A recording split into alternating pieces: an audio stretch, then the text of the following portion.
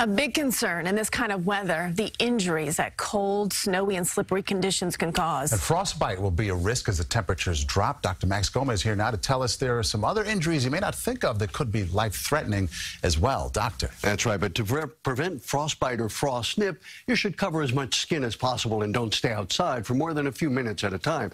But the really serious problems come when people who aren't in good shape try to shovel snow or falling and sustaining a brain injury. It's easy to underestimate the amount of physical exertion it takes to just walk around in this weather, never mind how hard it is to keep from falling. Shoveling snow puts an even bigger strain on the body, especially the heart. Upper body exertion stresses the heart much more than walking or running.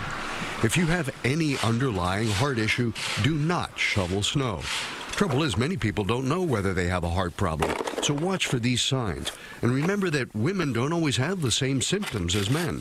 There's definitely a difference the way that men and women present with heart attacks. The classic findings of chest pain, shortness of breath, or dizziness can occur with both sexes. But with women, we often see more symptoms of shortness of breath, nausea, sweating.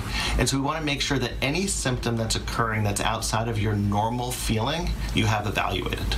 That means call 911. Better to be safe than sorry.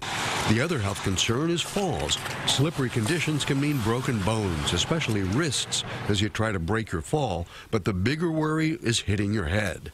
Head injuries are very common in this type of weather. When people hit their heads, the effects can be immediate or it could occur several days later. I tell my patients to always look out for several symptoms, including headaches, confusion, dizziness, any memory problems, or feeling that they're confused or more tired than normal. All of these are symptoms that should have more an evaluation.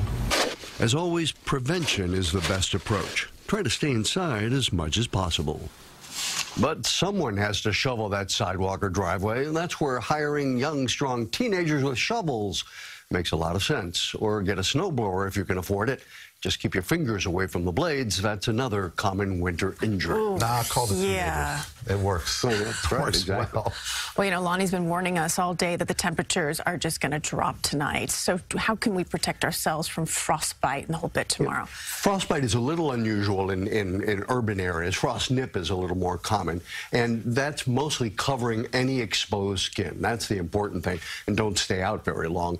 Look for signs where the skin is actually getting kind of firm and hard, starting to look kind of white or grayish. That's an early sign that you need to get inside.